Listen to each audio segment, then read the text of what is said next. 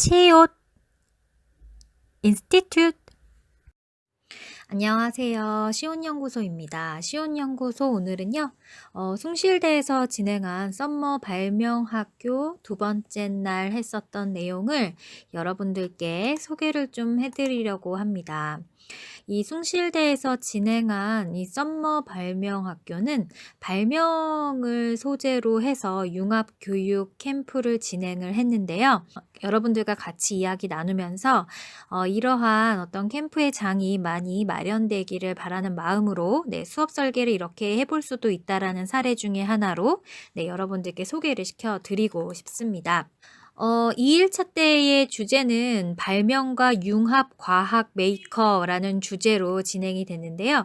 이 초등학교 1학년에서 6학년 친구들이 한 조에 7명, 8명씩 모여서 진행이 됐어요. 그래서 오늘은 융합 어떤 교육 중에서도 과학이라는 어떤 분야의 지식과 그리고 또 어떻게 보면 예술이라는 분야의 지식, 이 두 가지의 지식을 좀 합쳐서 해보는 그런 시간을 가졌습니다. 먼저 아이들과는 4차 산업혁명이라는 말에 대한 의미를 이해했는데요. 그냥 4차 산업혁명은 인간의 지식 노동의 자동화가 될 수 있는 시기이다라고만 이해한 것이 아니라 과연 우리는 1차 산업부터 4차 산업까지 어떠한 과정을 거쳐서 어떠한 핵심점을 중심으로 이렇게 발달되어 왔는지, 그간의 우리나라에서 발달되어 온 산업의 과정을 같이 알아보는 시간을 가졌습니다. 1차 산업이라고 하면 농업과 어업, 광업 이렇게 인간이 직접 몸으로 어떤 돈을 벌어들이는 수단이 되는 그런 어떤 산업을 1차 산업이라고 한다 등등의 이야기를 가지고 1차 산업에서 왜 2차 산업으로 넘어가게 됐는지, 2차 산업에서 3차 산업에 넘어가게 된 계기는 무엇인지 등등 이런 4차 산업혁명까지 오게 된 그런 과정을 친구들과 이야기 나눠보는 시간을 가졌습니다. 그리고 나서 여러분들이 이제 4차 산업혁명 시대에 살아갈 핵심 인재들인데 과연 우리가 접하게 될 핵심 기술에는 어떤 것들이 있는지 알아봤어요. 3D 프린팅 기술, 인공지능, 사물 인터넷, 드론, 자율주행, 가상현실 이렇게 6가지를 통해서 우리가 말로는 들어봤지만 과연 이런 것들이 진짜 무엇인지 사례를 하나하나 들어가며 내 친구들과 이해하는 시간을 가졌습니다.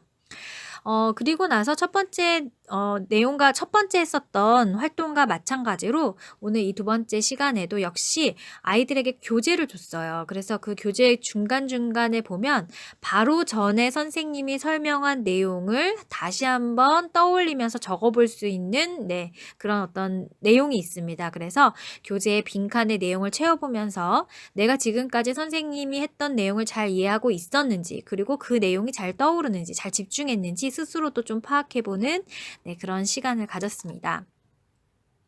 그리고 또 마찬가지죠. 앞에서 우리가 배웠던 내용을 6가지 중에서 4가지 기억나는 대로만 한번 적어보자 라는 시간을 가졌고, 또 이렇게 적으면서 다소 내가 집중은 했었지만 기억이 안 날 수도 있잖아요. 그러면 옆 친구 것들을 보면서 다시 한번 리마인드하는 그런 시간으로 활용이 되기도 했습니다. 그리고 나서 이제 팀이 이제 팀끼리 앉아 있었거든요. 처음부터. 그래서 한 7명, 8명씩 3조로 이렇게 앉아 있는 그런 상황에 대해서 이야기를 하면서 조장을 뽑았습니다. 조장은 사실 토의나 토론을 통해서 뽑아도 좋지만 어쨌든 간에 1학년부터 6학년까지 골고루 섞여 있는 조였기 때문에 가장 높은 학년 중에서 가위바위보를 통해서 조장을 했고요. 그리고 한 조에 5, 6학년이 좀 많다 그러면 부조장을 뽑아서 조장을 도와줄 수 있는 다리 역할도 같이 했습니다. 활동을 하다 보면 어린 친구들이라서 생각이 좀 부족하다라는 경우는 거의 없어요. 오히려 어린 친구들일수록 생각을 더 잘하는 경우는 있지만 물건을 제작하는 데 있어서 가위라든지 칼 등을 사용을 할 때 어려운 점들이 있어요. 뭔가를 꽂을 때도 아직은 힘이 좀 부족한 친구들이 어린 친구들이거든요. 그래서 그런 친구들을 돕기 위해서 좀 고학년 친구들이 많이 활동을 하다 보니까 조장을 뽑기는 했으나 4학년 이상의 친구들은 대부분 조장의 역할을 하나씩 다 이제 맡아서 열심히 같이 했다라는 느낌이 더 있었던 그런 하루였습니다. 오늘의 내용에 대해서 좀 알아봤어요. 오늘은 과연 무슨 상황이 있었나. 그래서 오늘은 지금 비가 굉장히 많이 오면 잠기는 그런 마을이 있는데, 이 마을에 중요한 어떤 역할을 하는 것이 다리라는 건데, 이 다리를 우리가 오늘 한번 만들어 보는 시간을 갖는데, 그냥 만드는 것이 아니라 지난 시간과 마찬가지로 재활용품, 폐품을 활용해서 다리를 만들어 보는 그런 시간을 가졌습니다. 그래서 다리란 무엇인지에 대해서 알았어야 했어요. 다리는 어떤 것이야? 라고 물어본다면 머릿속에 바로 떠오를 테지만, 다리에 대한 정의를 이야기해봐 라고 했을 때에는 아이들이 정확하게 명확하게 이야기할 수 있는 친구들이 많진 않습니다. 그래서 이럴 때는 한 명 한 명 발표를 시키면서 그 내용을 합쳐서 다시 한번 정의를 이야기해 주는 것이 아이들 머릿속에도 보다 명확하게 다리라는 개념이 인지가 될 거예요. 그래서 다리라는 것은 강이나 바다, 그리고 육지 사이에 끼어 있는 어떤 그런 바다들, 그 위를 건너갈 수 있도록 도로 형태로 만든 고가 구조물입니다. 그래서 다리라는 것은 건설할 때 내구성을 가질 수 있도록 튼튼한 강도로 가진 소재를 만들어야 되고, 과거에는 나무나 돌을 이용해서 만들었다라고 하면서 징검다리 이야기도 같이 해봤습니다. 그래서 우리가 다리에 대해서 알아봤는데, 과연 프로젝트에 어떻게 참여할지 순서를 알아봤어요. 먼저 재료를 확인하고 무엇을 만들지 떠올리고 나서 힘을 합쳐서 미래에 만들어질 스마트 다리를 제작할 겁니다. 재료를 확인했어요. 재료는 어제와 마찬가지로 철류, 그리고 종이류, 그리고 플라스틱류, 흙, 이런 어떤 클레이나 아니면은 지점토, 이런 것들에 대한 재료를 쭉 준비를 해놓은 것을 같이 확인했습니다. 이 재료를 확인하는 시간이 왜 중요하냐면, 이 재료를 가지고 이렇게 만들면 좋겠다라는 생각을 선생님이 재료를 하나하나 보여줄 때 아이들이 구상할 수도 있는 탐색의 시간이 되기 때문입니다. 그리고 나서 어제와 마찬가지로 평가 기준을 얘기했어요. 구성물의 아이디어가 창의적인가? 그냥 우리가 흔하게 보는 다리 모양이 아니고, 또 흔하게 보는 다리의 기능이 아니라 여러분들은 어떤 기능을 더 추가했는가? 구성물을 정교하게 제작했는가? 다리는 튼튼해야 한다고 하는데 과연 재료를 어떻게 활용해서 튼튼하게 만들었는가?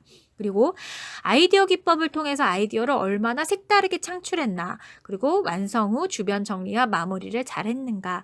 이런 주변 정리와 마무리라는 친구들의 모습을 보면 저 친구가 굉장히 성실하다라는 어떤 표준이 되기도 합니다.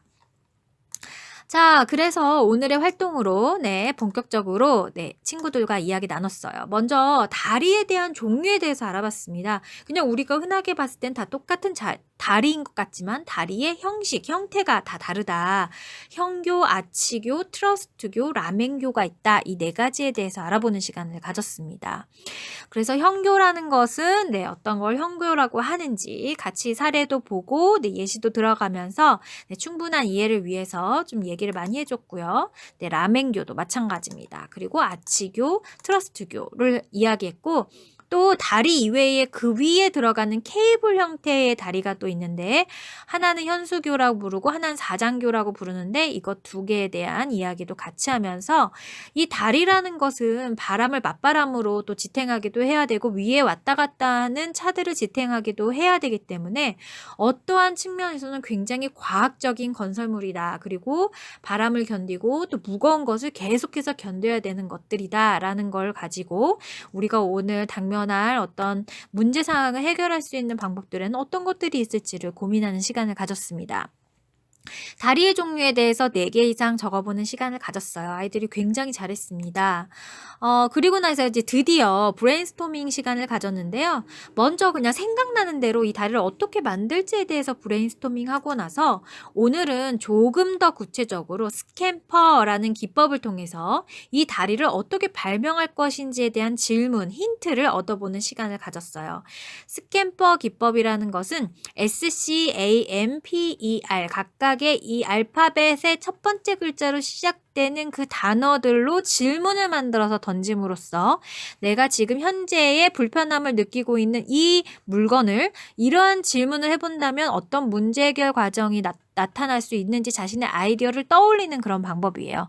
그러니까 그냥 생각을 하면서 그냥 이건 뭐지 저건 뭐지 이렇게 해볼까 저렇게 해볼까도 좋지만 먼저 맨 처음에는 이렇게 해보는 게 어때? 이렇게 한번 생각해보면 어때? 라고 제안을 하는 그런 어떤 기법이 스탬퍼 기법이라고 할 수 있어요. 예를 들어서 만약에 S에 대한 질문을 던진다고 한다면 내가 지금 이 다리가 이래이래해서 되게 불편한데 그럼 만약에 여기에 쓰는 재료를 다른 것으로 대체시킨다면 과연 어떻게 될까에 대한 질문을 친구들하고 이야기 나눠보는 거예요.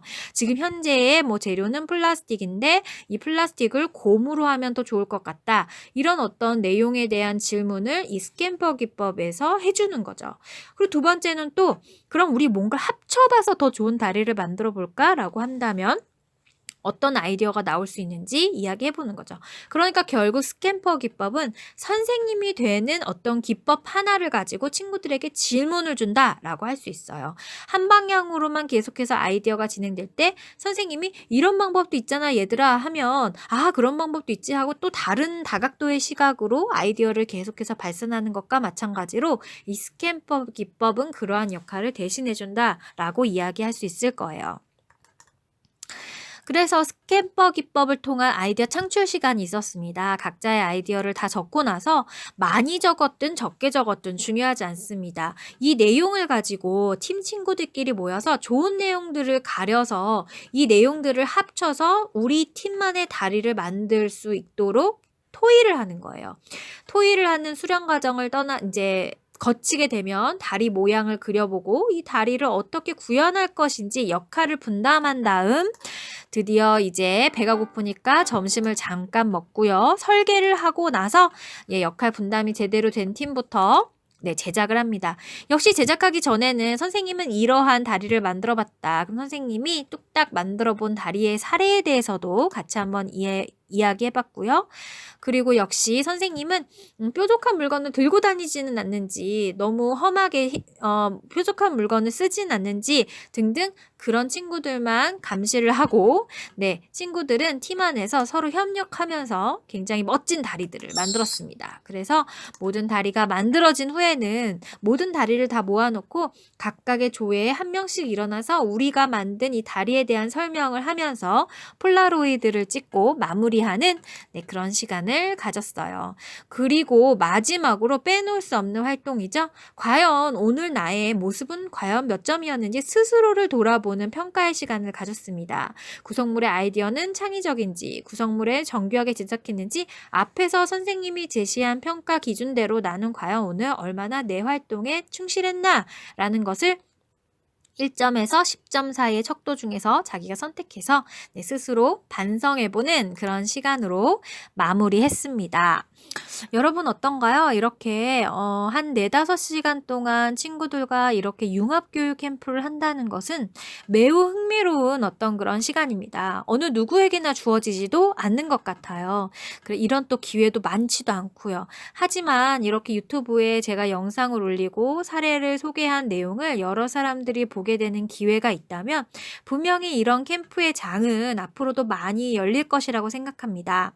선생님이 생각하는 학교에서는 지식을 습득하고 그 지식을 습득한 것을 학교가 끝난 후에는 활용하고 적용할 수 있는 장이 있었으면 좋겠다라는 이 시온연구소의 철학이 많이들 전파가 되어서 이런 교육의 장이 많이 열렸으면 하는 바람입니다. 오늘 이렇게 알아본 융합교육의 사례 같이 한번 알아봤는데요. 도움이 되었기를 바라고요. 우리 다음 시간에 또 만나요. 안녕.